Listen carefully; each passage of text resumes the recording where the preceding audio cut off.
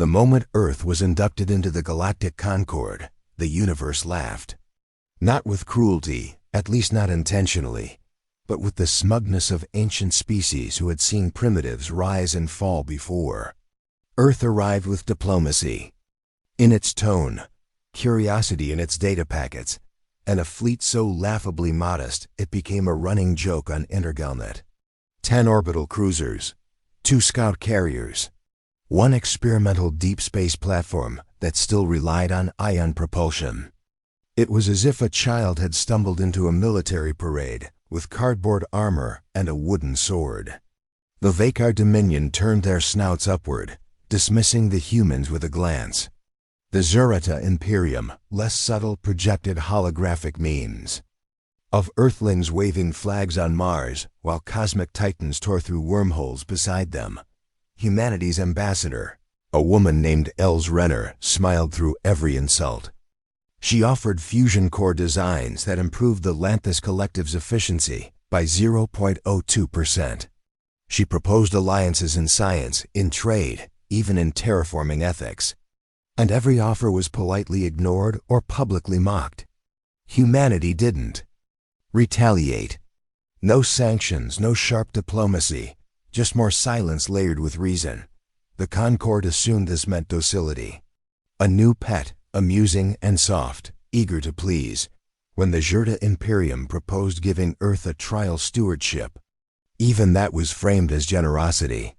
One outer system, barely within the galactic trade lanes, awarded like a charity donation. Earth accepted without protest. But the move wasn't kindness, it was bait. The Zurata had expansionist ambitions, and Earth's sudden acquisition of Kosovo. A new system was their excuse to launch a live military test. It was protocol: simulate war in the field, assess response. Earth was the perfect testbed, undeveloped, unthreatening, and conveniently isolated. The first wave came without warning. 7 destroyers, 2 frigates, 1 Zurata flagship. They dropped into orbit over Gath-17, expecting minimal resistance. There was none, no defensive signal, no fleet mobilization. Planetary scans showed civilian infrastructure, atmospheric refineries, and 1 orbital station broadcasting an outdated emergency ping. Concord forums lit up instantly. Was Earth really that unprepared, or worse, that naive? The Zurata Navy deployed ground probes. They transmitted footage of Terran citizens calmly, continuing their routines, farming, mining, even attending a school beneath the looming silhouette of the flagship. The footage went viral. 3 hours into the occupation, the flagship received a message. Short, emotionless. "You've seen our scouts. Would you like to meet the fleet?" It was dismissed as a bluff. Earth had shown all its cards. Every vessel they owned had been paraded months ago during their induction ceremony, fragile, retrofitted, fueled more by spirit than by technology. The flagship commander laughed, unaware that the message was not sent from the surface. It had come from somewhere in deep interstellar silence. 17 minutes later, Concord satellites across 4 sectors recorded gravitational disturbances. Anomalous, non-predictive, wormholes small, efficient, silent, opened like surgical cuts in space. From them emerged ships. They didn't match any known database, no emission trails, no heat signatures. They simply existed as if they had always been there, cloaked behind a veil of reality. The ships were matte black, geometry defying. In shape, at first, they were mistaken for stealth drones. Then they kept coming, hundreds, then thousands. They formed a lattice around Gath-17, without broadcasting a single signal, without showing a single weapon. The Zurata commander ordered a tactical scan. The scan failed. Systems crashed. Comms fell silent. Power fluctuated. Hull plating condensed inward by 2 millimeters. One of the destroyers spun without cause and disappeared, folded into itself like a paper model collapsing in on a pinhead. No debris, no explosion, just absence. The Concord gasped. The laughter stopped. No attack had been issued, no threat declared. The human fleet hadn't opened fire. But 10 Jarata warships were now adrift, systems locked, crew suffocating inside. Perfectly intact vessels. Artificial atmospheres were being siphoned out, engines severed at the quantum level, targeting systems rewritten mid-function into loops of meaningless numbers. It wasn't destruction. It was disarmament. But disarmament so complete, so precise, it may as well have been a slaughter. Broadcasts from Concord Systems captured one final ZHRTA, distress signal before collapse. They don't use weapons, they rewrite physics. Earth's original. Ambassador, still in session with the Concord Science Tribunal, leaned forward and said quietly, "What you saw at our induction wasn't the fleet. That was what we used to explore. These ships. These are for when exploration fails." The room froze. Murmurs erupted. Accusations, fear. The Lanthus asked if Earth had violated the Pax Construct Treaty. The Vakar whispered of forbidden tech. The collective demanded to know how such capabilities were developed in isolation. Earth offered no details, no specs, no treaties, only silence. Then came the second message. Not from Earth, from the flagship above GAF-17. Or rather, what was left of it. The vessel now rotated slowly, its metallic surface shimmering with symbols previously unseen in galactic language matrices. One final pulse emitted from its core before the ship compacted into a sphere the size of a shuttle and fell into the PAL. System star without resistance. The symbols were decoded over the next 4 days. A rough translation was made public. Containment initiated. Perimeter secured. No further action required. Panic surged. Containment? Perimeter? Had Earth been building a fleet in secret? Or had it been holding something back? Governments across the galaxy began scanning their own systems, searching for signs of hidden fleets, secret Earth beacons, cloaked artifacts. None were found. But something else was a record from 173 Earth years ago, buried deep in a Concord archive. A distress call, never answered. Coordinates long forgotten. A battlefield, deep in the asteroid belt, littered with ruined AI vessels of unknown origin. No survivors. No follow-up. The theory emerged quickly. Earth had already fought a war that dwarfed anything the galaxy had seen. And it had won. Alone, quietly, then erased itself from memory. The final event in the first 24 hours was the sealing of the wormholes. The ships disappeared without a sound. All that remained was a single Terran scout drone, drifting lazily in orbit above GAF-17. Its beacon was active again. The same old message looped through space. "Welcome. Let us know how we can help." The Zarata Imperium didn't retreat immediately. Pride stood in the way, even as logic screamed. Their remaining fleet reassembled near GAF-17's orbital edge, away from the last known positions of Earth's black ships. Reinforcements were called in. 72 vessels arrived within hours more than had been deployed in any peacetime operation in the last 5 galactic cycles. Still, Earth's presence remained quiet. No broadcasts, no fleet formations, no demands. Just absence. Space felt heavier now, as if simply being near those Terran ships bent probability. Systems behaved erratically, communications flickered without interference, and veteran commanders began refusing assignments near the human-occupied system. Back in Concord's core council, panic turned to division. The Lanthus wanted immediate dialogue. The Vakar demanded Earth hand over its fleet technology for stability preservation. The Jorata, still embarrassed, insisted the incident was a miscommunication and vowed to de-escalate through controlled displays of force. Earth sent nothing, no reply, just the message, observed.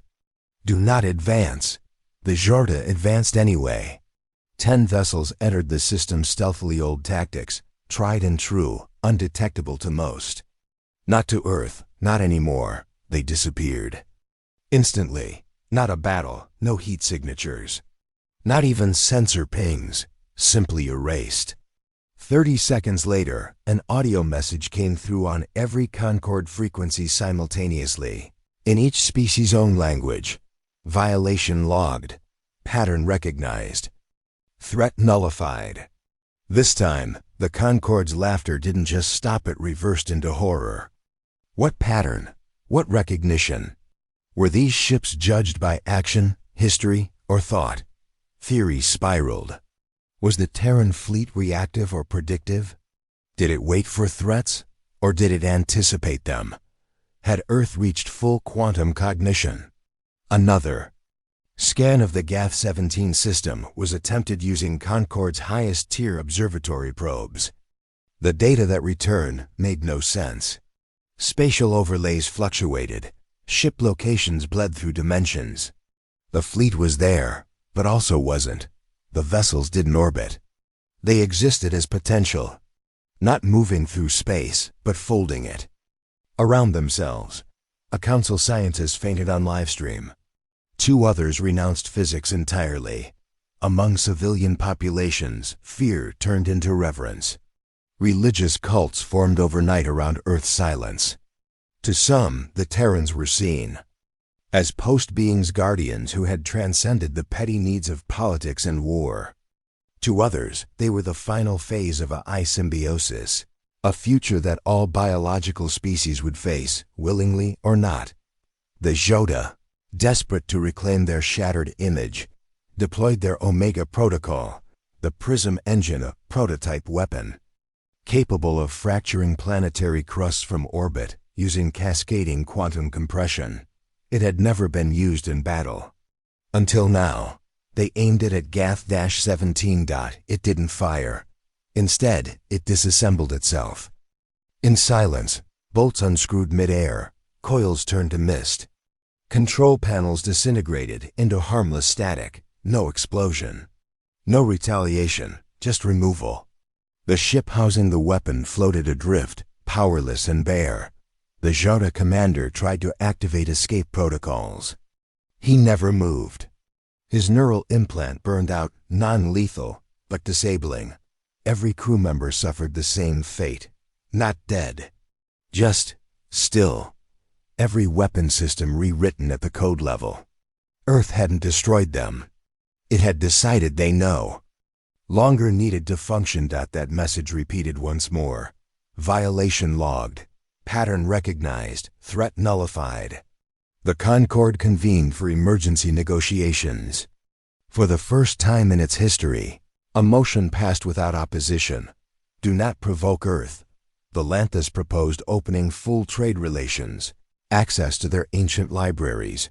The Vukar volunteered deep resource rights. The Jorata, pride, cracked in half, offered reparations. Still, Earth said nothing. Then, one ship moved, just one. From the black lattice above GAF-17, a vessel no longer than a city block descended. Its surface rippled with impossible patterns. It broadcast no energy. It did not answer hails. It entered orbit over a Jota colony world not to attack, but to observe. Every Jota ship in the region powered down automatically, not by force, but by compliance. Systems turned off of their own volition. As if recognizing a superior authority, the Concorde begged for explanation. Earth delivered its second true message. We are not conquerors. We are not liberators. We are correction. Conflict is not permitted in our proximity. No declaration of war. No expansionist agenda. Earth had redrawn the rules of engagement across the galaxy with a single act of restraint. Within days, rogue empires began dismantling their own aggressive fleets, not out of diplomacy, but out of fear. If Earth's fleet had nullified the Jota so absolutely, what would happen to less developed civilizations? On back channels, desperate calls were made to Earth, to teach, to explain, to guide. Earth offered only one thing: access to a document, titled simply, The Error Archive. Pages upon pages, wars, rebellions, AI plagues, extinction-level events. All of it written in human terms. translated into galactic languages, a quiet warning wrapped in historical fact, a final sentence closed. The archive, we have made every mistake. We will not allow them again. Galactic command centers shut down war simulation programs overnight. Military academies revised their entire doctrine based on silence, avoidance, and restraint. No new. Border expansions were declared that cycle. Trade increased. Piracy dropped by 83%. Refugee vessels rerouted toward Earth sectors, where even the most desperate believed they'd find safety. And through it all, Earth remained still, not silent out of fear, but discipline, not inactive from weakness, but because they understood something others, DIDN single quotes D. The real fleet wasn't about war. It was about removing the need for it. Every time a commander reached for a weapon, they paused, not because of retaliation, but because Earth was watching. They came next from the edge systems, those territories long ignored by Concord law, ruled by pirates, slavers, black market AI cults. These were not the polished fleets of governments, but ragged, vicious warlords who answered to nothing. And when they saw what Earth had done to the Jurda, they did not retreat. They rallied, because they didn't believe it. Or if they did, they thought themselves different, unbound, unseen, too far to matter. That belief lasted precisely 36 hours. The first to test the waters was a hive clan known as the Jiruk. Their swarm ships entered orbit over a human-colonized moon, a place called Orpheus 4. The colony had no defenses, only atmosphere filters, mining rigs, and a small trade station. They expected easy prey. The swarm never even saw the black ships. One by one, their vessels vanished from every sensor. Net in the sector. Not destroyed, not damaged, simply made irrelevant. Trade beacons blinked back online, and a signal was transmitted into open space. Neutralization complete. Civilian continuity ensured. Pirate fleets turned and fled, abandoning decades-old routes. Those who lingered experienced stranger things. Fuel converted to dust. Coordinates scrambled mid-flight. Star maps rewritten in real time, showing blank voids where their destinations used to be. And if they pushed further, if they kept advancing, ships turned cold, not by freezing, but by memory. Crew forgot why they were there. Logs wiped. Navigation systems remembered only one star, Sol. The galaxy began to understand. Earth's new fleet didn't kill. It removed purpose. It erased context. It transformed war into noise and then silenced it. Not by force, but by proving resistance was futile, not because of firepower, but because there would be no war to fight. Earth had weaponized inevitability. The Council, once fractured by pride, began to unify not out of hope, but fear. For the first time, the question wasn't who had power, but who Earth would allow to keep it. Speculation filled the data streams. How had they built the fleet? Where did they hide it? Why show it now? But one question outpaced them all. What if this wasn't their real fleet? Because every ship that had appeared so far operated without weapons, without visible propulsion, without heat or sound. They did not scan. They did not speak. They just acted. And it was too clean, too precise, too restrained. A retired Vakar general voiced the fear out loud during a broadcast debate. These aren't warships. They're shepherds, guardians. But guardians of what? No answer came from Earth. But then, out of nowhere, an old signal resurfaced. One no one had noticed before. A beacon hidden within the heart of Gath 17 star. Its encryption was Terran, yes, but not military. It was civilian grade, amateur even. An old human SETI ping, broadcast centuries ago when Earth first discovered radio, only this time it had been updated. A digital note, encoded within light, repeating endlessly, "If you are here and you are angry, we understand. But remember, we didn't come to conquer. We came because we survived. We hope you do too. The message shook the core of galactic intelligence. Survived? Survived what? Theories flared. Some believed Earth had already fought an interdimensional war.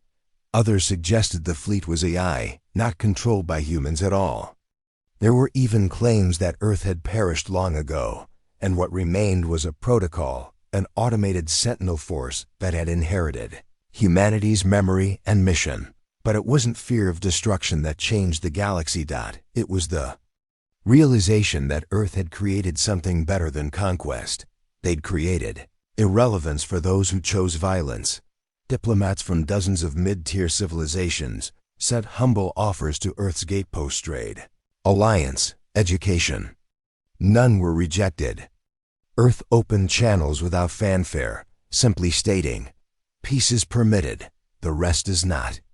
A small civilization known as the Cathari submitted a direct request. "How did you build this?" "What must we do to learn?" Earth answered. "Not through data or schematics, but by delivering a single archive. It contained no blueprints, no technologies, no combat strategies. It was a timeline of failure. Nuclear fire, AI revolts, ecosystem collapse, orbital wars, gene plagues, 3 near extinctions. A civil war that left half of Earth uninhabitable for a generation. Pages upon pages. Mistake after mistake. And footnotes beneath each. We adapted. We learned. We remembered. It was not a guide to domination. It was a chronicle of how not to die. The message was clear. Earth's strength wasn't its fleet. It was that it made every mistake imaginable and survived long enough to regret each one. That survival had earned them the right to prevent others from repeating it. Back in the border sectors, another event took place. The Karn Syndicate, a slaver empire with 30 minor planets under its control, attempted to reroute its slave labor convoys through the fringe of a Terran-observed system. Their convoy was halted, but not by force. The gravity wells of 3 nearby gas giants suddenly inverted, creating a folding field that displaced the convoy into an empty system 3 sectors away. Precise, clean, with no loss of life. There they found a message burned into their navcoms. No. Not a threat, just a boundary, a single word strong enough to undo a criminal economy. Galactic. Economists began to refer to Earth's presence as the dampening field. Wars dropped by 92%. Illegal AI transfers fell to 0. Entire shadow markets collapsed because demand dried up. No one wanted to risk being erased. Earth had become the correction, not with terror, but with absolute consequence. In time, some began calling the Black Fleet the real Concord, because Earth didn't ask for obedience. It simply removed everything that didn't align with survival. The galaxy's heart shifted, not with an explosion or a vote or even an announcement. It simply bent around Earth, not out of fear but gravity. The kind of gravity born of legacy, consequence, and patience.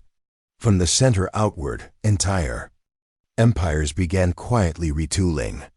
Military expenditures pivoted to education.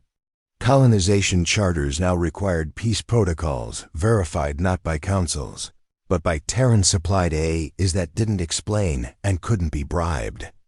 The message was never spoken, but it saturated every policy. Behave or vanish. Earth never requested territory, never imposed law. They simply observed, silently, permanently. The systems they monitored found prosperity. Crime dropped. Innovation rose. The farther from Earth you were, the older your thinking seemed. A fleet from the High Cassari Dominion, once famed for conquering a dozen lesser systems, arrived near a Terran observation zone. Not to challenge, but to surrender, not in defeat. In aspiration, their lead vessel transmitted a declaration. "We offer our empire, not as prize but as pupil. Teach us what kept you alive when others broke." The reply came hours later, not from the fleet, but from a modest outpost on the lunar edge of Gath-17. It read, You begin with silence. You continue with curiosity. You end when survival is mutual. Within decades, the Terran systems became hubs of exchange. But not goods, culture, thought, philosophy. The species who once sneered at Earth's primitive past now read human history as sacred text. Not because it was holy, but because it was real. It had blood, fire, ash, and yet it had clarity. New academies opened across Concord space, their curriculum based on Terran failures. Courses included the price of arrogance, the cost of isolation, the consequences of speed. Attendance was voluntary.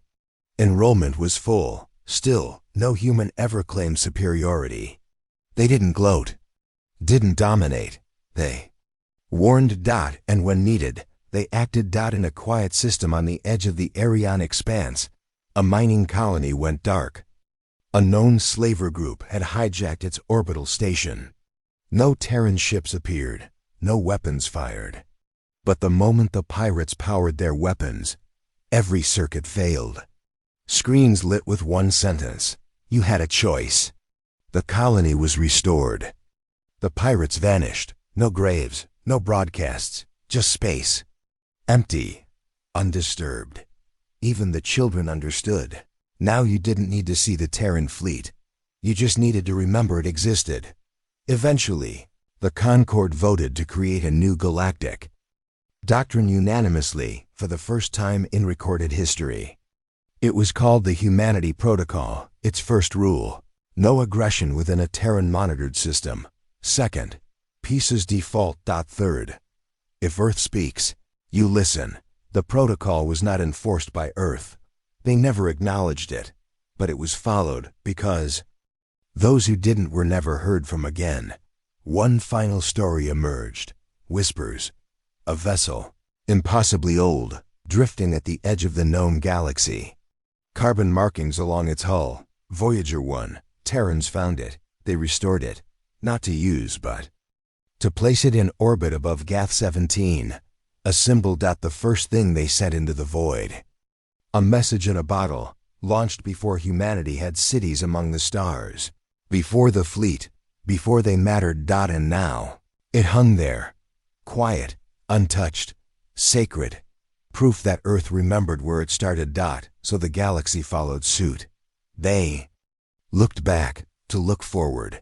Empires bent the knee not in submission, but in evolution. Because the real fleet wasn't those black ships. It was every scar Earth had earned, and every time they chose not to let others get the same.